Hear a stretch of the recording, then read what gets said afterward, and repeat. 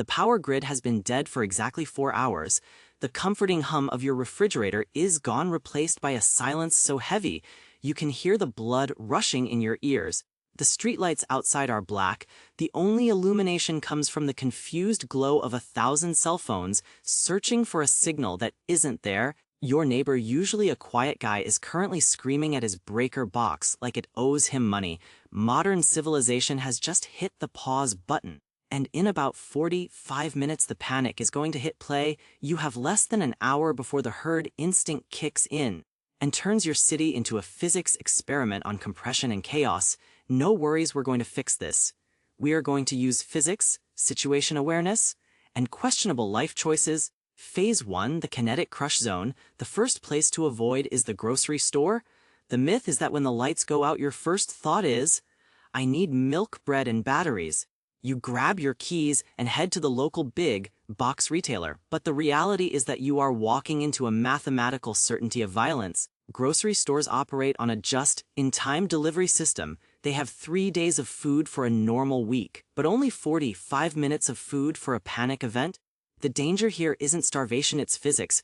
Retail stores are designed with choke points, automatic sliding doors that become heavy, immovable glass walls when the power cuts.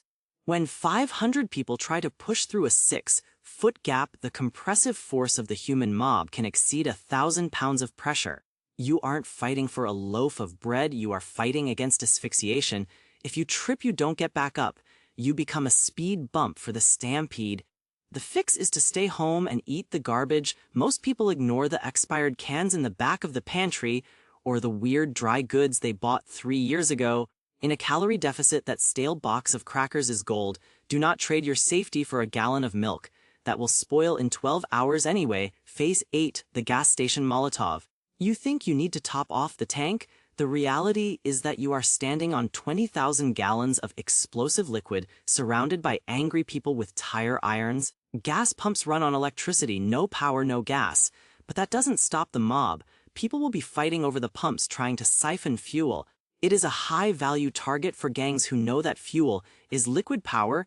If you pull up in a functional car, you are just delivering a vehicle to the strongest person in the crowd.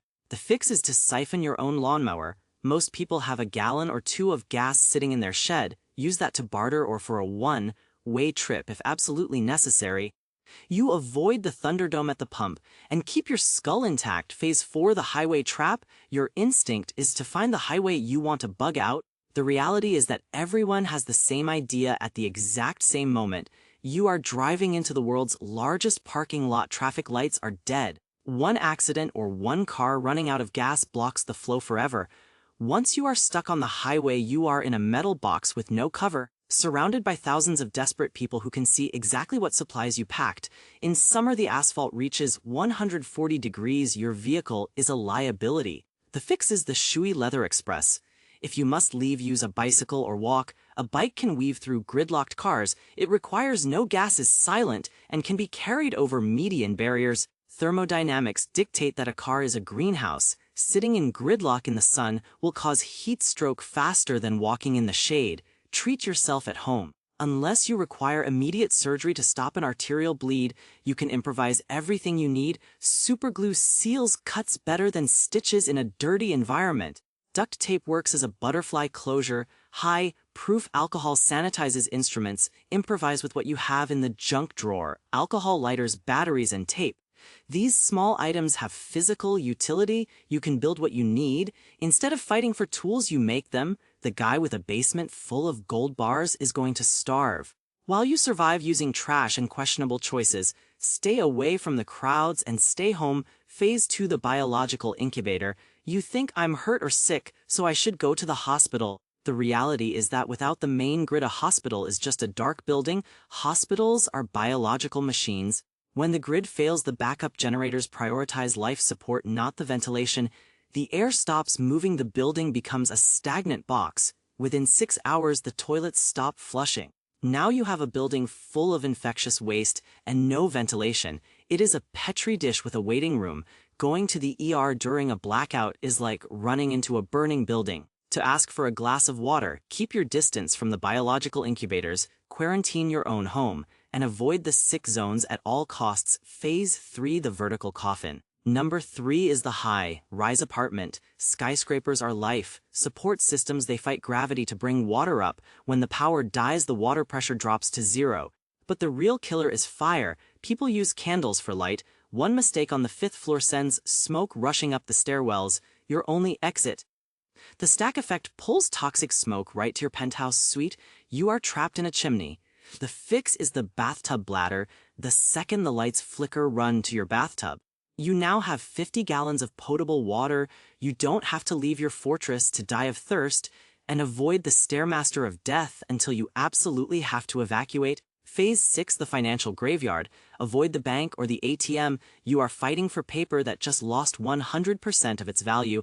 ATMs are electronic, they are dead. While you are wasting precious minutes arguing, desperate people are raiding the pharmacy for painkillers.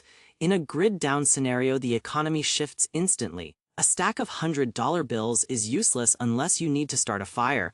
The fix is the junk drawer mint. Stockpile small tradable items that have physical utility. These are the new $100 bills. Think about utility, not currency. While they fight for cash, you trade for survival. Do your research, be smarter than the mob. Phase 5, the false fortress. You think you'll go to the police station because they have to help you. The reality is that in a collapse, authorities don't protect you, they protect themselves. Police stations go into immediate lockdown. They view an approaching crowd as a threat, not as refugees. They will barricade the doors. They will not share their limited rations. By gathering outside a precinct, you are placing yourself in a siege zone. In a blackout, you are the first responder, you are the security team. Phase 7, psychological warfare. The most dangerous place might just be the neighborhood streets. The reality is that information is good, but exposure is fatal. Make your home look already looted or abandoned. Scatter some trash on the front porch.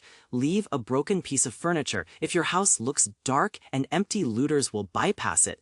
Be a ghost, don't give them any signs of life. The principle. Survival isn't about running toward the resources. It's about avoiding the entropy. The grocery store, the highway, the hospital. These are gravitational wells. The safest place to be is the place nobody is looking at. It's a boring room with the doors locked and a noise discipline absolute. Let the herd trample itself, let the highways freeze. You're not trying to be invincible, just harder to kill than the environment around you.